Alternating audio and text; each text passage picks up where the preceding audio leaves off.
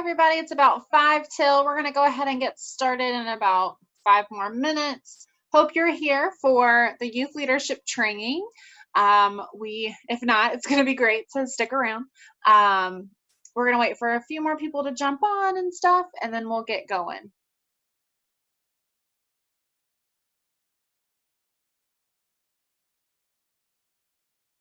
Accommodations as needed. So if there are any accommodations, again, please make sure that you let us know so that we can do our best to accommodate those. So I get to run the screen today, so I guess driving should be interesting, and we can see if I get my driver's license today. So let's start with kind of what is a board and what kind of boards are out there. So up on the screen here, there are many different kinds of boards. The two most common you'll see is an advisory board or a board of directors, is what a lot of people often hear. I serve on a board. Most of the time that's boards of directors. And there are a lot of similarities between the two, but there are some differences there. I have served on advisory boards for the city. So one of the advisory boards I've sat on is it's an advisory board to Salt Lake City to let them know how accessible the city is. And I've also served on boards of directors as well. So what are the differences? So the advisory board is really just a group of people who use their knowledge, experience, and skills, things that they've again experienced to provide advice or guidance to an organization. So they don't have control on what the organization ultimately does, but they advise them and let them know what is important, what decisions might be important for the organization to make. Some of these boards might have money attached to them that they can use.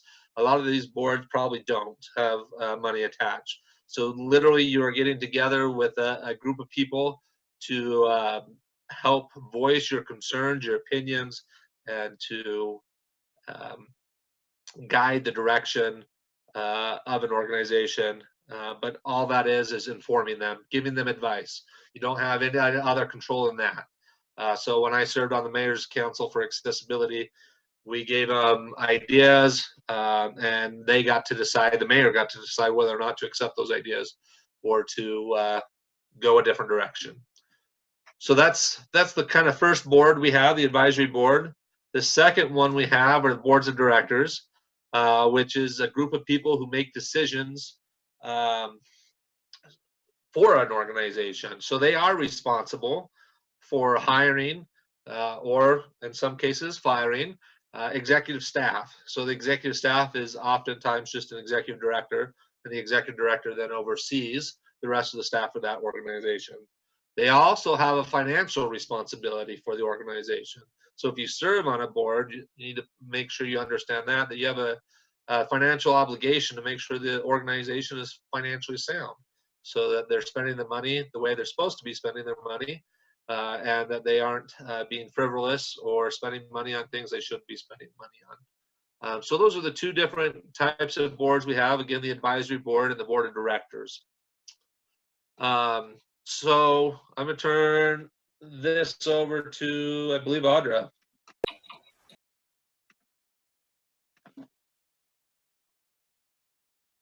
We cannot hear you, Audra. I see you trying to talk, but I can't hear you.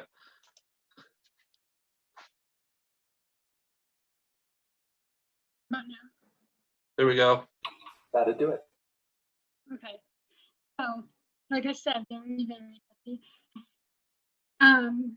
So why should I serve on a board? Okay. So most people who serve on a board feel very passionately about the work of the organization and want to give back to their community. Before jumping onto the Arizona Stoke, I have developed a passion for working with youth with disabilities and their different transitions of their lives and helping build capacity and peer-to-peer relationships in that setting. And I thought that with being on the Arizona Stoke, I would be able to extend that passion and give more opportunity for the youth in our state. Serving on a board can be a great experience because not only do you have the power to influence decisions on things you care about, but you can also learn important skills that you use when you get a job, expand your network, and build your resume. In my experiences of getting a job, and not even just being on the board, but also like being part of like our youth leadership forum and our youth leadership initiatives executive committee in the past. An employer see that on a resume. I've seen the look on an employer's face where they're like, oh my gosh, what is this? It sounds big and I want to know more. And it also really does help you build your network, because when somebody sees that you have that position of power where you have the ability to make an influence, they want you to be their ally, so to say, and to be able to do the whole give and take thing where you could use your position to help them and they can use their position to help you and so forth. And as far as like getting a job, the skills you learn from being on a board extend into the workplace. So conflict resolution, leadership development, training, curriculum development, if that's if that's something that's implemented, understanding finances, just various things that you don't think that can be used in a professional job capacity, but it actually can. I think. Okay, playing an active role on a board can also assist you in developing and honing your leadership skills, which can help you get into college, land scholarships, get internships and jobs. It really does hone your leadership skills, because you really have to step it up if you want to serve in a capacity like being on a board. It doesn't really matter how big the board is, but you really do have to step it up. It hones your leadership skills and you learn a lot. It can help you get into college. It does help with your scholarships and internships and jobs. My work here in Arizona in the past has gotten me into an AmeriCorps program of Public Allies, where they, because of the work I'd done, they were like, oh, we see that you have a lot of leadership potential and you know what you're doing, so come to us and we'll build capacity with you. Serving on a board is also a great way to learn more about a particular field or a company and to learn important decision-making processes. Being on the Arizona SILC really does teach me about the disability community in general, and like our Centers for Independent Living and anything and everything that's connected to it. Just like in the past, serving on the executive committee for our Arizona Youth Leadership Initiatives, coming about working particularly with our youth, and that was like kind of governance 101 for me, I guess, for lack of a better term. And it does help you learn important decision-making processes, because serving in a larger capacity means that the decisions that you make have to be a bit more thought out and planned, and it takes a team rather than you doing it yourself. So being able to learn how to do that really benefits just how you wow, I had train of thought. Okay. So learning how to do that really does help you in the long term. Okay, I'm good. I'm good there. I don't remember if I have another slide or if it moves on to, yes, I do. Okay, examples of where to serve on boards. Local youth organizations such as Boys and Girls Club, something like that, because it serves to the youth of Arizona or in general. Arts and youth sports organizations, advisory groups for state and local education, independent living councils such as myself, nonprofit organizations such as Micah and I have done in the past, state rehabilitation councils like the Vocational Rehabilitation Council, Workforce Investment Board, youth councils, Chamber of Commerce, political organizations, and national organizations.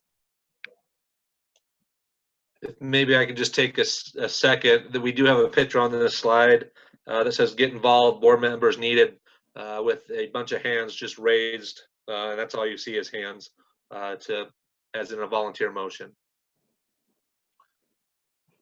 Can you say that one more time?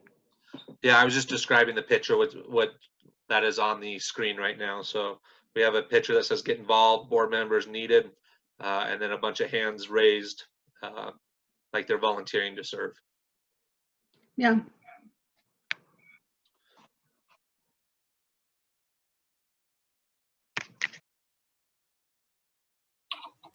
Alrighty, so let's talk about governance for a second. And while we talk about governance, I might ask for a little bit of audience participation. So if you want to respond, you can either, Sierra, correct me if I'm wrong, request to speak or type in the chat. Yep. Awesome. So everybody's being unmuted now, but just as a reminder, you can press *6 on the phone, and then there's the microphone on the computer to the left bottom part of your screen to unmute yourself there.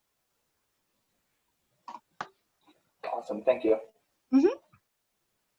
So what do you guys think of when you hear the word governance? What does that mean to you? What do you think it means?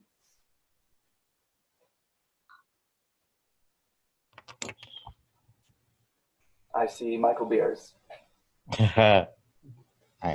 Yeah, I'm here with 3 or 4 other people. Hey. How you doing? So, Hey, Bob. all right, governance. What do you guys? What comes to mind when you hear governance? What do you think of, or what might it mean? Right. What I think of what word governments is more Governance. governors. Oh, I think it's got to do with more politics. So politics. Yeah, I think Yeah. you know. Yeah, politics, all right.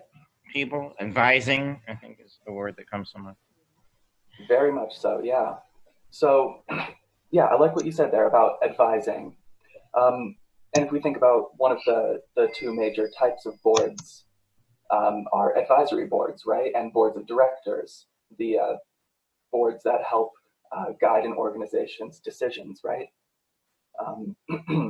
So we can see that governance has to do with decision-making, with leadership. And Michael, can we go to the next slide, please? Thank you. So governance is a decision process grounded in the belief that organizations can get the results they desire by choosing appropriate courses of action, kind of like how you would make decisions about your own life. You know, how you move forward from those decisions makes a difference on whether or not you achieve your goals, and the same goes for an organization. For example, I serve on the board of directors for the nonprofit Diversability Incorporated. And as a member of that board, I'm involved in the decision-making process. It has to do with, you know, an organization has certain goals that they want to achieve, and then the board makes decisions on what strategy they're going to use to achieve those goals. Let's move on to the next slide. A little bit more. Governance is also about making informed organizational choices.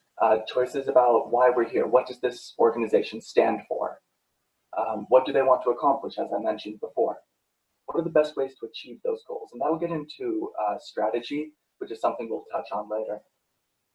And then governance also has to do with making use of the resources that an organization needs to do the things that they've chosen.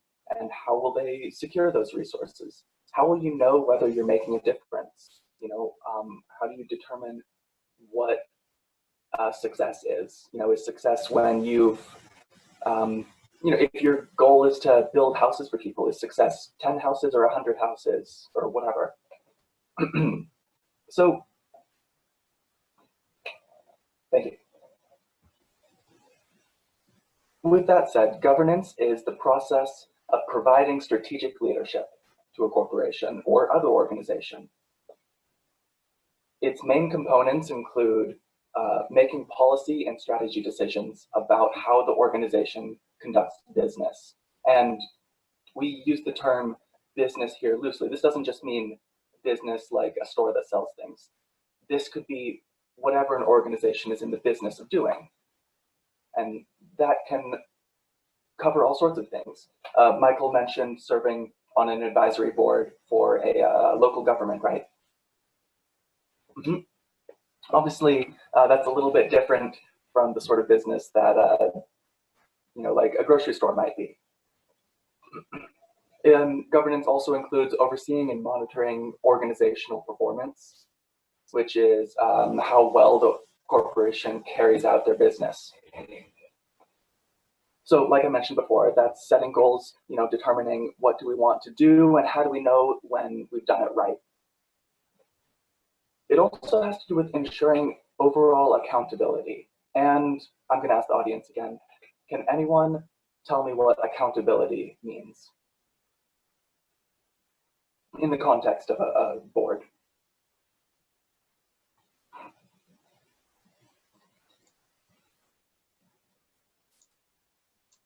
Accountability?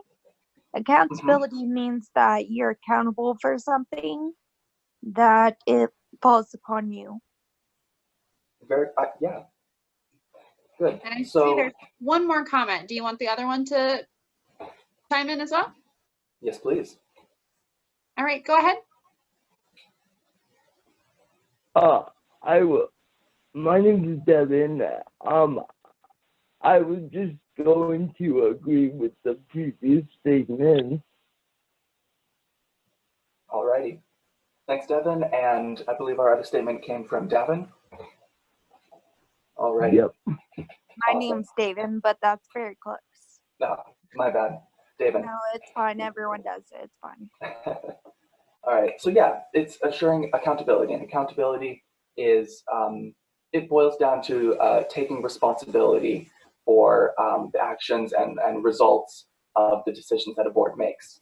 Part of that is following the rules, both laws that an organization has to follow and the rules that an organization decides to follow. In part 2 of our webinar, we'll talk about things like bylaws and sort of kind of the way that boards operate and the rules that they have to follow, that sort of thing. But accountability, again, just boils down to responsibility and taking responsibility for what the organization does and making sure that it does the right thing. Alrighty, and I believe I'll pass the next slide over to Whitney. Awesome, thanks, Micah. So on this slide, we talk about strategy. So strategy is the chosen method or plan used to bring about a desired future, such as achievement of a goal or solution to a problem. Strategy is the process of selecting among alternative courses of action. The process involves gathering information and using it to make decisions with the belief that effective choices will result in organizational success. And also on this screen, we have an image. It's blue, like letter blocks, like when we were a little kid, and it spells out strategy. And through the first T in strategy is the word innovation and another set of blocks going perpendicular. And then through the A in strategy is the word plan going perpendicular again. And then through the E in strategy is the word success going through the blocks perpendicularly. So when we talk about strategy, this could be you as an individual. What is your strategy on getting on the board, or your strategy for your actions while you're on the board? But it also means what is the strategy of the board or the organization? So this could be a strategic plan. This could be some sort of long-term fundraising goal, just whatever the board is trying to get to, whatever their strategy is for that chosen method or plan to, again, bring about their desired future. So how are they're setting their goals, and how are they going to achieve them? What's the method? How are they going to do it? So that's something to keep in mind when you join a board, is you kind of want to know what direction they're going, so that you can understand how you can fit into that. And again, it could also be your own personal strategy on how you want to be effective as a board member.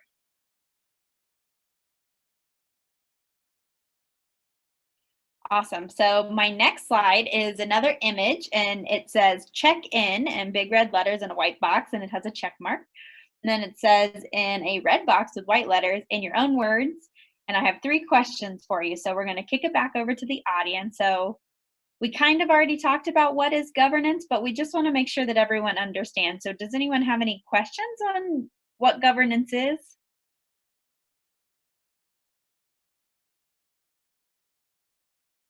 I'll give us a few minutes in case anyone needs to raise their hand, but silence is good as well. That means Micah covered it.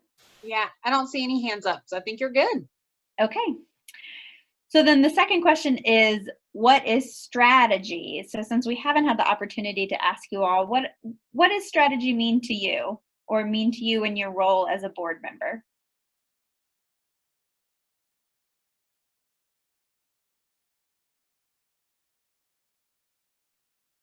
Looks like Katie, did you have a comment? Yeah, Katie, you're unmuted, so you should be able to go.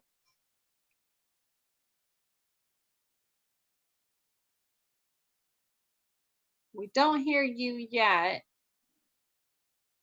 It looks like you're on the computer, so just make sure that you have whatever microphone you're using, it's the one selected, and you can do that by the little arrow beside it, if that helps.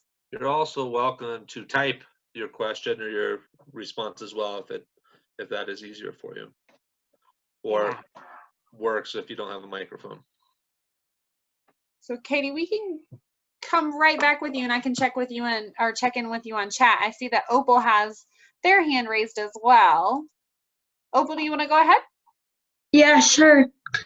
I guess a strategy is figuring out a plan for like how you're gonna do something, and like what, as far as leadership goes, like what you're gonna do to be a leader, and what you're gonna do to make whatever board you are serving on better. Absolutely. Yeah, that's a great way to say strategy.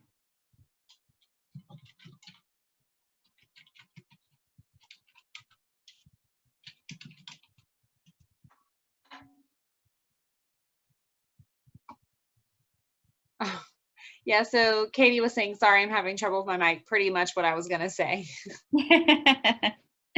Thank you, Katie.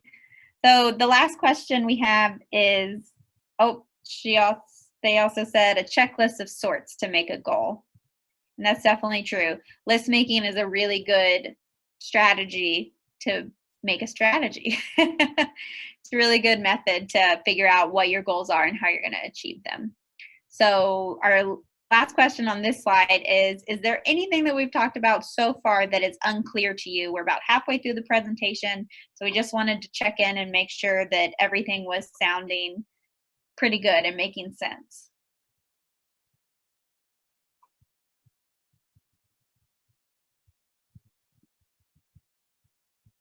Okay, well, I don't see any hands raised or anything in the chat, so if you do have a question, raise your hand or throw it in the chat and we will stop for you.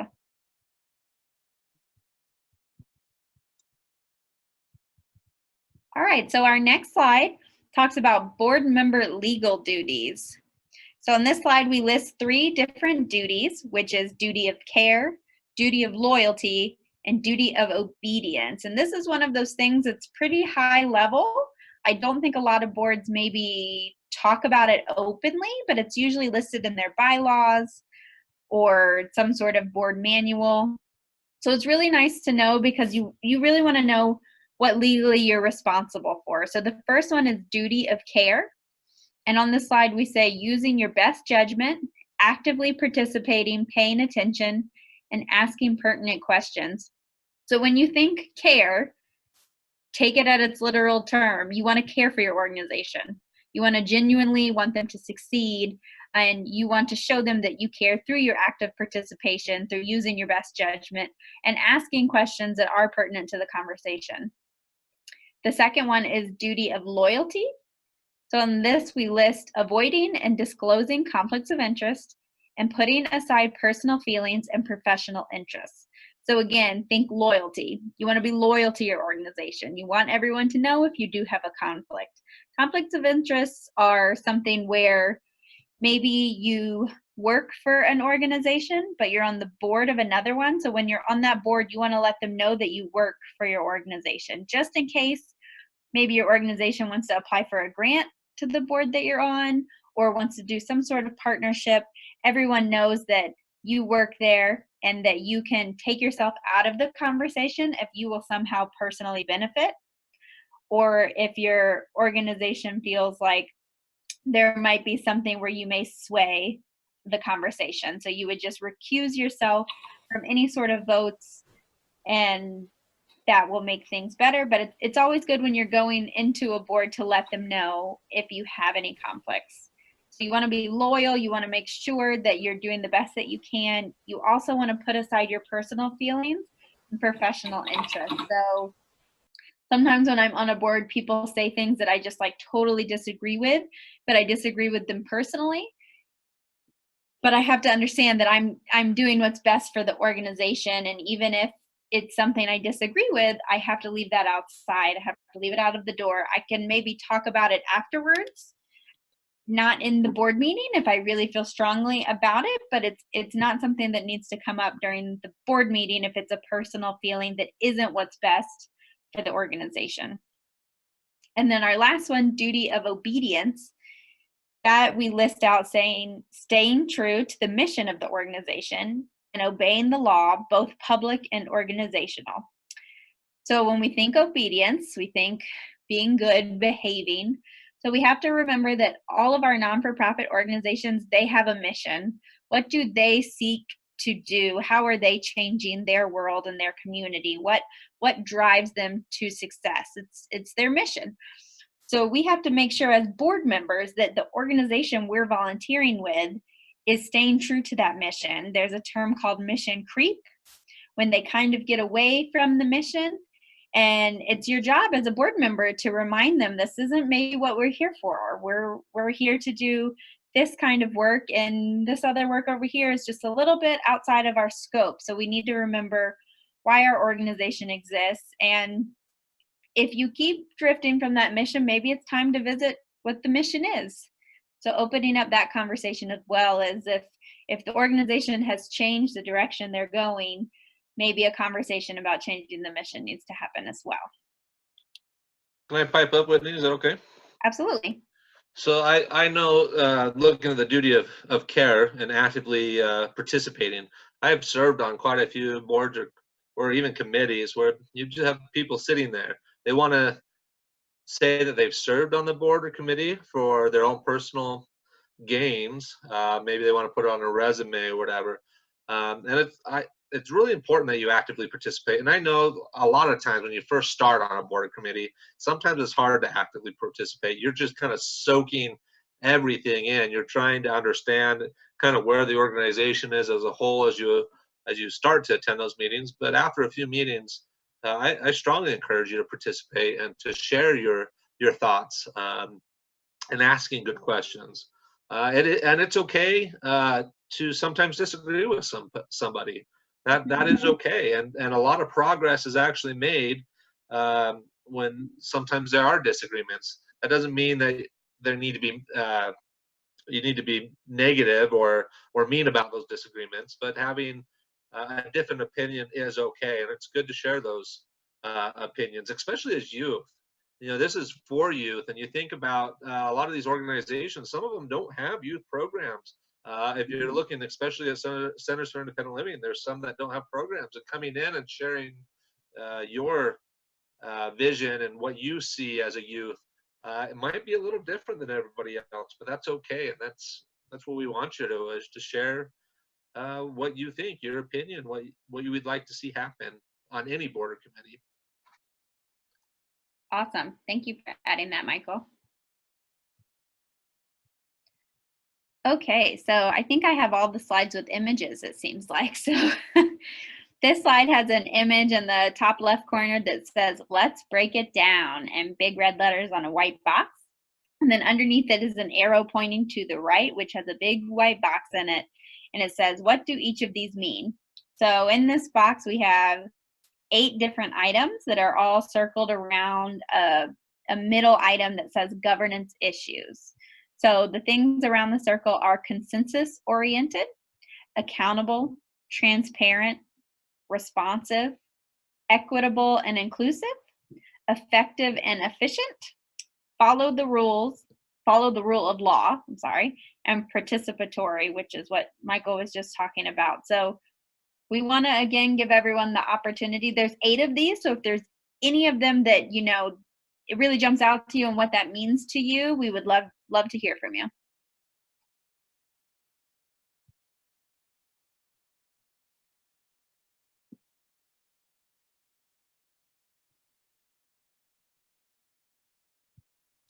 Okay, so while we wait, jump in whenever you'd like. I'm just going to run through them really quickly. So consensus oriented, this term means that it's got to be the consensus of the board, which means the majority has to agree. So usually when you're doing a vote, it might be 51% wins the vote. So that's the consensus. The majority of the board feels that way. So you always have to think you're not an individual, you are a body. And you're not thinking about what you personally think, but what the board thinks. So when they do those organizational votes, that has the power because the board is backing it. The second one is accountable. So kind of what Micah talked about earlier is how are we being accountable? We want to be present and active on our board, and we want to be responsible. If we say we're going to do something, we're going to do it. We're going to be accountable. The next item is, I see we have a comment from Opal. Would you like to chime in, Opal? Yes, please. Is responsive and participatory kind of a similar thing? It is kind of similar. So when I think responsive, I think if they're emailing me and asking me for my feedback is how I think responsive, more so than participating in a board meeting. I almost think of them like one might not necessarily be in person, but you're right, they totally are similar.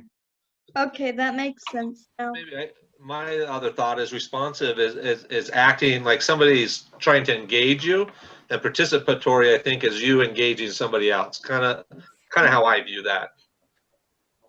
Does that make sense, Opal? Yeah, that makes a lot of sense, actually. Okay. Thanks. Awesome. Thank you, Opal. So we have transparent. So you always want to be honest with your organization and transparent, and that goes back to those conflict of interests. But if there's ever any information that you come across that you feel that other members of your board need to know, it's your responsibility to bring that to them. Responsive, we've already talked about that a little bit. So the next one is equitable and inclusive. So that's letting everyone know that every individual on the board matters. Their opinion matters. Otherwise, you wouldn't be on the board. And especially as young people, our opinion is sometimes different than other people on the board. And we want to remember to voice that opinion because we have value and we can really make an impact through our voices. The next one is effective and efficient. So sometimes boards take a little bit of effort to do something, and it might not be the most efficient because they have to maybe go through Robert's Rules of Order, which we're going to talk about on the second part of this call. And it might feel like it is just so much red tape of saying the right words at the right time and the right order. But that's what we need to do to be efficient because it's following that parliamentary procedures, which we'll talk about on the next call. Following the rules of law, so that goes back to our duty of care, duty of loyalty, and duty of obedience. But we also want to make sure that we're following state laws and federal laws, especially if the organization that we serve on is a non-for-profit. They're going to have tax laws with the IRS, and they're also going to probably have laws within the state that they need to follow. So being aware of the laws as best you can. Usually you learn about them through your orientation as a new board member. So that's a good question to ask when you join a board or advisory council is, what what state and federal laws are we following that I need to be aware of and be conscious of? And then the last one is participatory, which we already talked about a little bit. Whitney, if I can step in, it looks like Michael Beers had a good comment in the chat section there. And he said, I think consensus oriented can also have to do with the part where everyone is working to find someone, or sorry, to find something they can all agree on instead of just winning the most people. Yeah, absolutely. Thanks, Mike.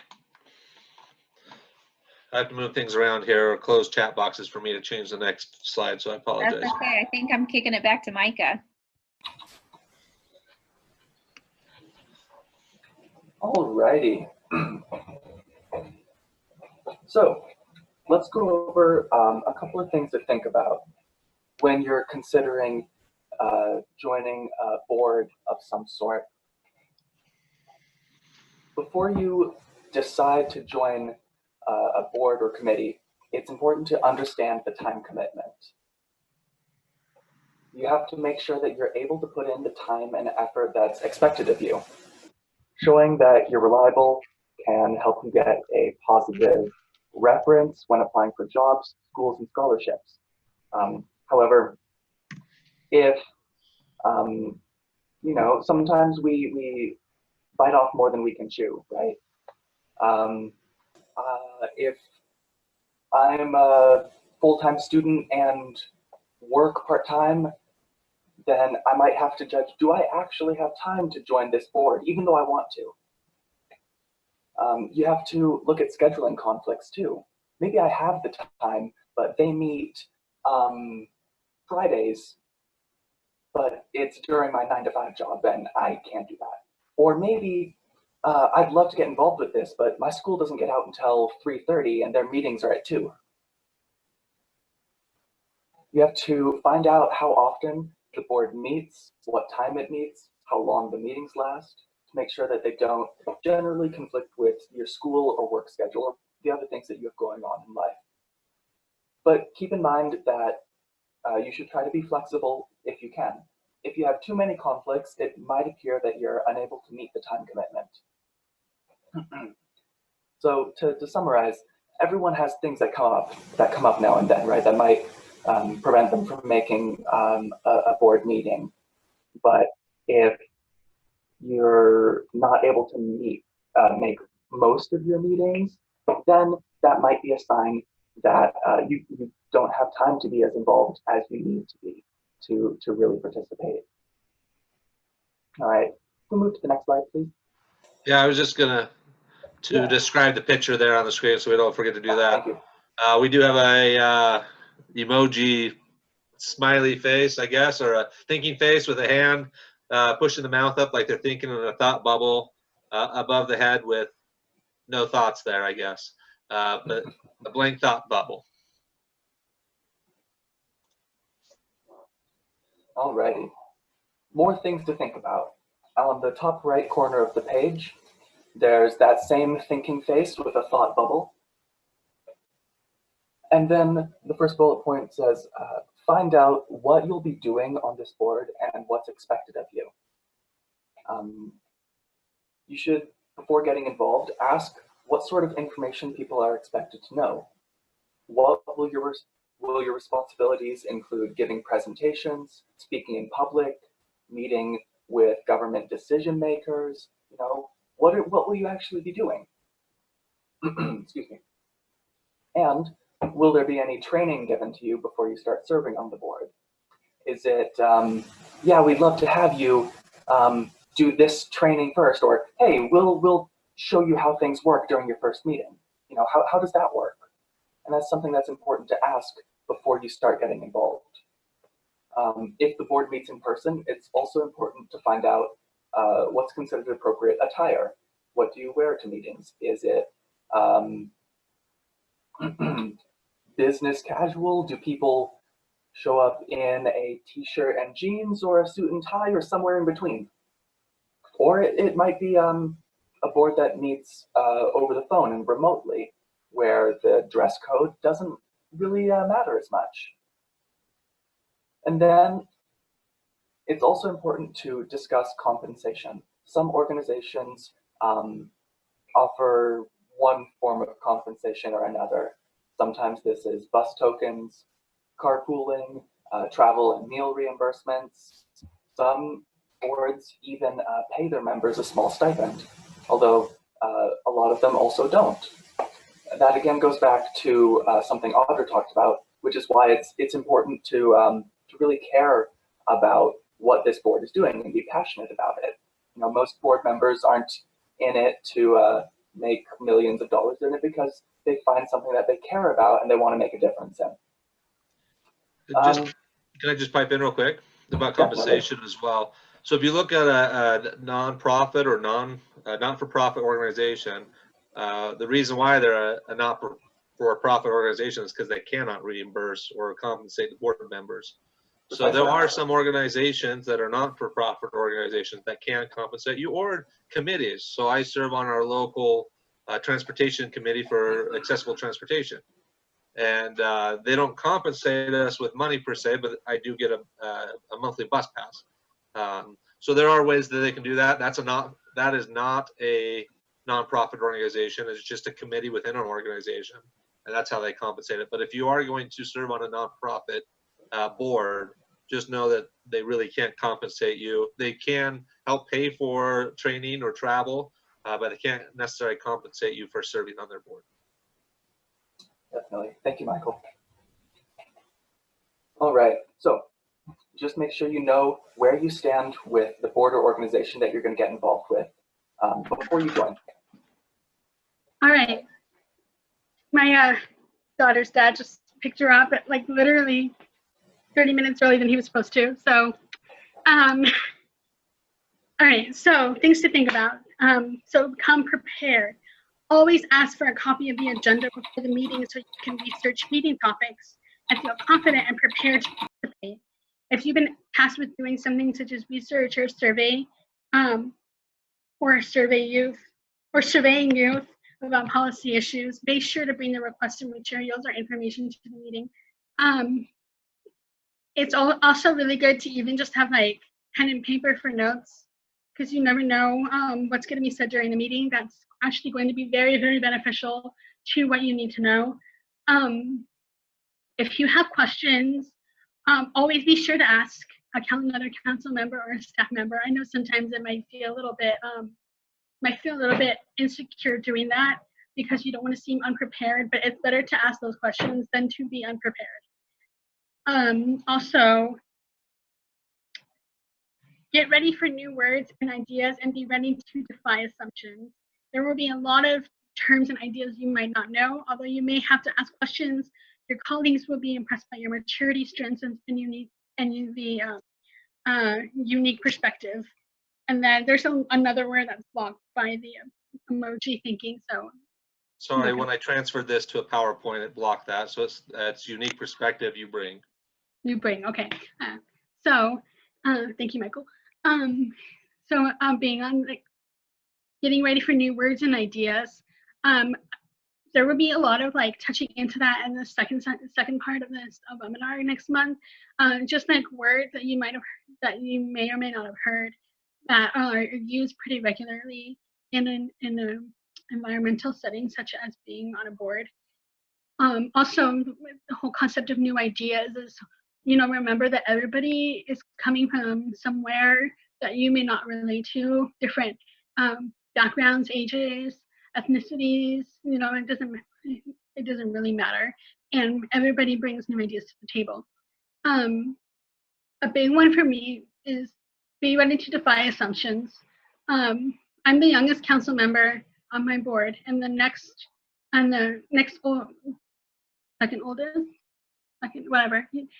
oldest person above me is like at least 15 years older than me. So it's very nerve-wracking sometimes. And they, when I first joined the Arizona Silk, some of them did assume that I may not know what I'm talking about because I'm so young. Of course, we should give them a background and ask them to give you a chance to show them what you know and what you can bring to the table. They will change their minds. just remembering that those new words and ideas and defying assumptions, that there's a lot that you can bring to the table if you just keep going.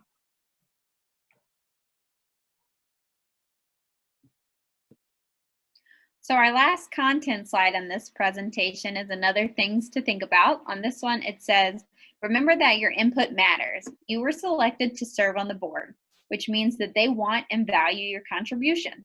Remind yourself that your voice counts. If you ever become frustrated because you feel like you are not getting equal time, keep in mind that although some adults may not understand how to work with youth effectively, they generally mean well.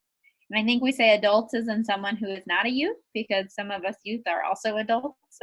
So we don't mean to not include you there. But so this is, again, just bringing your unique perspective, as Audra kind of touched on how your input matters. And even if it feels like maybe people don't understand your perspective, just voicing it helps to start that conversation so that they can eventually start understanding and having those conversations, which are really, really important.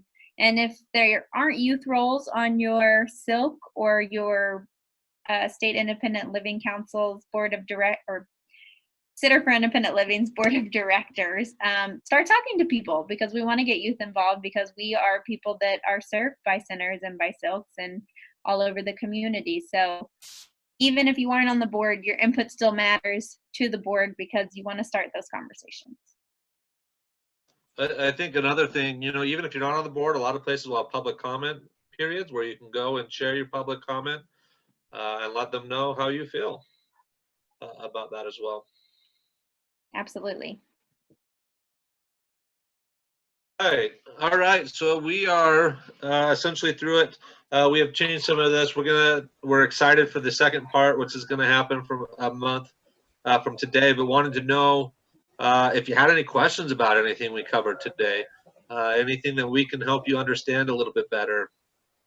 I also actually wanted to add that there are lots of places to serve, and you may have desire and passion towards other things, not just related to people with disabilities.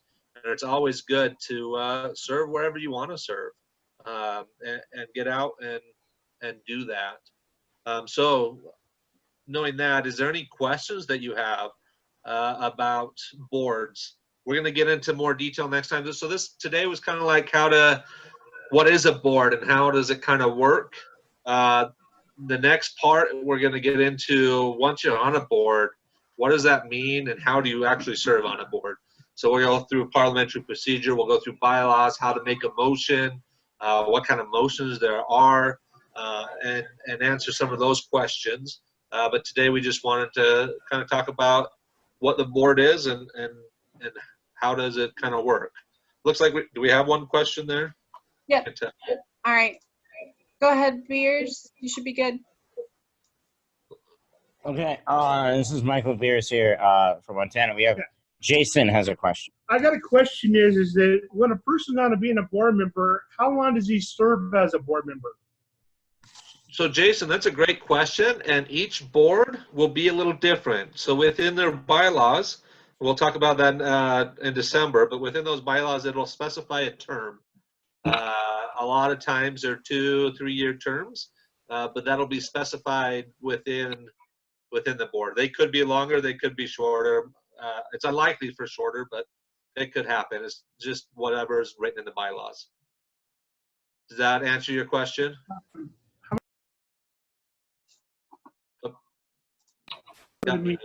Trying again? Yeah. How many meetings in a year do you have to do these? So how many meetings in a typical year will a board have? Great question.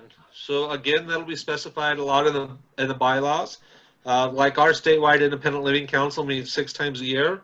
I know other statewide independent living councils meet 4 times a year, and some meet monthly. So it all depends on the board and what they feel is necessary to fulfill their mission. So it could be monthly. The committee I serve on for accessible transportation, we meet quarterly as a whole committee, but then we have subcommittees that meet monthly. So it may depend on the board or the committee, and that'll be specified in the bylaws. Thank you. Yeah, you're welcome. Any other questions? Whitney knows everything. I'm sure she can answer any question you have. Or Micah or even Audra. I mean, they all know it. They all are very smart and can answer any question you can throw at them. And I would say, if not, Michael, do you want to kick it to the one that has our contact information? Yes. So if you have a question that you think of later between now and the next panel, these are our email addresses if you would like to take them down. If not, Sierra can get them to you after the call. And we are happy to field any more questions or have some discussions with you whenever it is needed. You're welcome to hit print screen, and it'll save your screen as well. And this is Sierra. So really quick, again, just to note that date, it's December 13th, the same time as now. So Eastern 6 o'clock and backwards from there. There you go. Thank you. I said December 14th on there, but you are correct. So Sierra is correct. That is the 13th, not the 14th. So please make note of that. So my slide is incorrect. But the times are there on the slide to work yourself backwards if you need help with that. And again, we'll cover parliamentary procedures and what that exactly is. We'll cover motions. We'll cover bylaws, things to, how to get started and things like that in the next, in part 2. And feel free, if you know somebody that has not joined today, but is interested in part 2, that is totally okay. Anybody can join part 2 that wasn't a part of part 1. We are going to take this recording. We're going to post it on our website at april-rural.org. And so this will be something that you can go back and reference as well, along with these materials. So please know it will be something you can check in with later if you, it's a lot of information. It can be a lot to take in. So feel free to check it out there. And then as far as registering for the next one, you will receive a link to register, and you will also receive a link, since you were already on this one, with how to just log on as well. So just know that that will be coming to your email, and then please share it far and wide for anybody else that would like to join.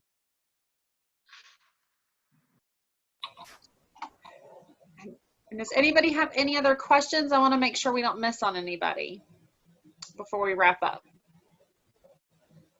Looks like we've lost half our participants. Yeah. Attendees. They were, you covered everything so well. We do appreciate everybody on the call. Thank you for being with us today. Yeah, right. Thank everybody for putting this together. Yeah, thank you. Thanks for having us. Oh, there is one question. Looking forward to seeing you. Oh. Opal, did you have a question? Let's see. Yeah, I just wanted to say thanks, you guys, and hi, Mr. Mike. Hello. Or are you talking to Mike Beers, maybe? Yep. Hi, Opal. And I think Katie had a question as well. Oh, Katie has to type, if I remember correctly. Yeah. If you want to type yours in, you're more than welcome to, but you are unmuted.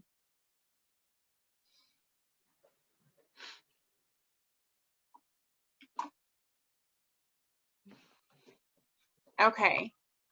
Well, I'll hang out for a minute to see if Katie is able to type that in.